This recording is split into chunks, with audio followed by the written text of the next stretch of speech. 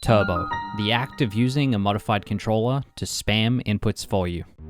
Recently, there was a bit of discourse in the speedrunning community. Runners from all corners felt it was their time to have an input, and today, this runner is going to make a whole damn video about it for the extra input points. We'll be going over the pros and cons of using something like Turbo, whether the accessibility benefits outweigh the potential downsides, and everything in between. First, let's take a look at the pros, the positives of allowing Turbo in speedrunning, and why it would be a good idea to do so. First and foremost is accessibility. In this day and age, the gaming industry has slowly been inching towards a more accessible future for gamers that aren't quite able to play within conventional means. No longer is the argument, well, if you can't play, find a new hobby, acceptable, which is incredible. More people having access to this wonderful hobby, the better. Everyone deserves the opportunity. The main argument for Turbo is in line with this accessibility. For example, mashing through large segments of text for you. At a surface level, this might seem pointless, or just plain bad. But think about it for a second. If a runner is doing this constantly, over multiple attempts, multiple runs, they could be causing damage to the hands and wrists without even realizing it, or even more, doing further damage after they have noticed because it's the only option they have within their game. Hand and wrist damage are a real concern, and most already ignore the warning signs because they get so caught up in their own grind. Alleviating some of this concern could have huge implications for the speedrunning community.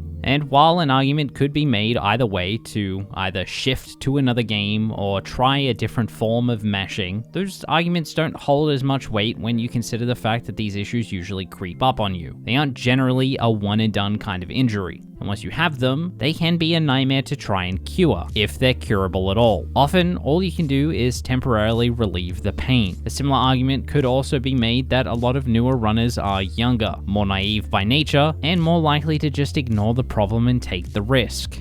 But this positive mindset of offering runners the opportunity to take care of themselves is the same mindset that I was under when I initiated the discussion to get breaks in the 2 extra long categories of Super Mario Odyssey. I personally have run all moons, which for me is just under an 8-hour run, and I have not that incredible of a bladder, often needing to pop out a few times within the run. In the run itself, there are only really 1 or 2 spots where you have enough time to pop off to the bathroom if you so wish. But the catch? Both times you have to bring the controller with you and continue with inputs, so you don't lose any time. Well, that and it's only 2 small periods of time in an 8-hour run, one of which is about 2 hours in, and the other, which is about 3.5 hours in. So it's not like they're even spread out all that well. To me though, the health and safety of runners far outweighs any potential negative connotations. Forcing someone to hurt themselves and disallowing a small break to go to the bathroom feels archaic, right? How would you feel if you were disallowed from going to the bathroom completely at your job? It sounds like a pretty stupid comparison, but in the case of all moons, it's probably about the same amount of hours that you're putting in. If you're looking for a streamer who's pro toilet breaks, or you really feel like taking this discussion a little further, feel free to come chat with me about it on my Twitch channel. I'm sure there's more of this conversation that I've missed. If you ever keep track of these conversations, you'll see a lot of people that feel the essence of speedrunning is ruined or tarnished if you even begin to think about taking a break, or in today's example, using a controller to help you not end up with lifelong RSI. And personally, I think that argument lacks any form of human empathy imaginable. And I seriously recommend that if that's you right now listening to this, to at least try and see the other side. Think it over beyond just your initial knee-jerk reaction of, haha, this guy wants to use a fancy controller to speedrun his video game. What a nerd. Is gatekeeping a hobby, and it is a hobby for 99% of speedrunners, really worth dying on this hill over? Yes, there is an argument to be made that the root of speedrunning falls back to a competitive aspect, but honestly, so what? Times change. This hobby is evolving beyond that, and it's important to realize that blanket rules can't define a hobby of this nature, and it needs to fall back into the community's hands without an incredible stigma holding it back. A proper discussion can't take place, and a proper decision can't be made if everybody already subconsciously thinks it's a bad idea, because nobody wants to be the one that suggests it and then gets called out on it. So far, I've hinted towards some of the arguments you might hear from the other side of this conversation, but now it's our time to take a peep at some of those points in more detail and try to break them down. One of the main talking points on the side of the fence against Turbo relates back to it potentially diminishing a competitive edge, right alongside it technically being a task tool, task standing for tool-assisted speedrun. I'd like to touch on both of these. While it's easy to fall into thinking the only speedrunning that matters is those couple names right at the top of the leaderboard, sometimes it's good to remember that the entire board does in fact still exist, and the competition at the top is far from the majority of speedrunning. Sure, there are speedruns where you could look at mashing text as a skill, because inherently it is so, and that it gives you a competitive edge over the competition, and you could make the argument that it narrows the competitive playing field and lowers the skill ceiling if you use Turbo. There are definitely games out there that are a majority text mashing, quite a lot of them I imagine, but what about Portal 2? If you've ever seen a Portal 2 speedrun, you would have seen this.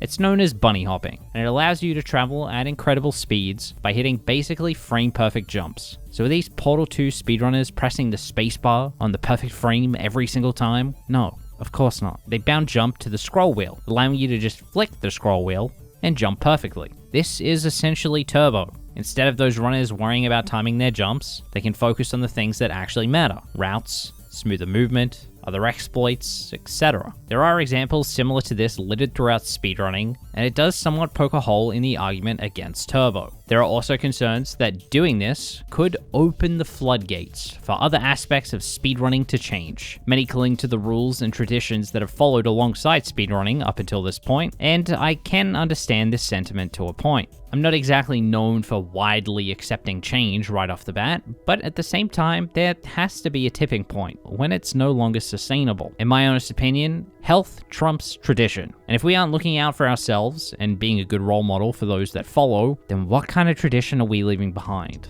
One riddled in pain? I'm not trying to insinuate that across the board Turbo should be allowed at all times or for every game, but just like almost every other decision in speedrunning, it should be brought to the individual communities for discussion. Breaking down stigmas can help change things for the better, and I really do believe there are runs out there that could benefit from this stigma being broken, and runners having a wider acceptance overall. Some will choose to say that these types of runs should be separated onto a completely separate board, or even a subcategory. Personally, I heavily disagree. In most cases, again, it'd come down to the individual game and community, but ostracizing over health isn't being inclusive. It's creating a clear divide in your community, and it's a divide that will create discourse and cause undesired animosity. And that alone comes across as hypocritical, as breaks in Odyssey can be filtered by a variable. But at least in my example, it was a step in the right direction, and I was happy to make the compromise. For me, taking a small step forward was better than going nowhere. Watching these conversations unfold, reading how people choose to respond, it honestly feels like a giant weight on my soul. Sometimes I'm disappointed by the general consensus in speedrunning. It really can feel incredibly elitist or gatekeepery at times. Not even open to discussion, quick to dismiss any and all options, refuse to listen to the other opinion. You see it time and time again. I understand that offering something like this fundamentally changes the mindset we've had up until now, but I also fail to see how that's a problem. Speedrunning in 2021 can be incredibly toxic. I glossed over it in my last video, as it was meant to be more of a positive look at speedrunning, but there really are a lot of sour apples amongst the bunch, and anytime somebody wants to make some waves of change, they're often met with incredible amounts of resistance. Some will see a creator they look up to disagree with this change, and then they will just blindly follow along without taking a moment to formulate their own constructive opinion. It happens all the time, and all I can say is it's quite unfortunate. A lot of the arguments I've seen really just come across as sarcastic false equivalences. We should allow spliced runs because it's more healthy, or just allow task runs as controllers harm your hands. Gamers, no one has to prove the legitimacy of speedrunning. We're past that. There's no moral dilemma behind wanting to not end up with a lifelong health problem. It doesn't make you cool for getting a lifelong health problem. There's no shame in playing it safe. At the risk of sounding stupid, we just play video games. It's not that deep. It's okay to not have a formulated argument yet. Hell, This script took a few days to write, but choosing to not form one and just spit back instead makes those who are against it look worse, which is the people you're trying to side with, and it makes those that are for it have to jump through far more hoops to get to an outcome that benefits everybody, which also includes you. I do think speedrunning as an entire community still has a long way to go in many aspects. There is a lot of tension in a lot of places that is either just waiting to snap at the seams or waiting to fizzle away into nothing, or maybe even fizzle into something constructive. I do look onward with hope for improvement, and while this video is incredibly biased because I do hold my own opinion on the topic, I do hope it offers enough of an insight into the topic that you can go forth, look into some more examples on your own, and formulate your own opinion, and maybe even discuss it a little bit down below. Keep it civil, be respectful, and be the part of the speedrunning community you wish you saw more of. And I'll see you guys in the next one. Thank you guys so much for watching. This topic kind of came right out of left field, and I felt like I wanted to touch on it as it kind of hit me right in the feels, you know? As always, a big thank you to the Patreons. Those guys over there help these videos come out. Much love, much appreciated. See you guys in the next one.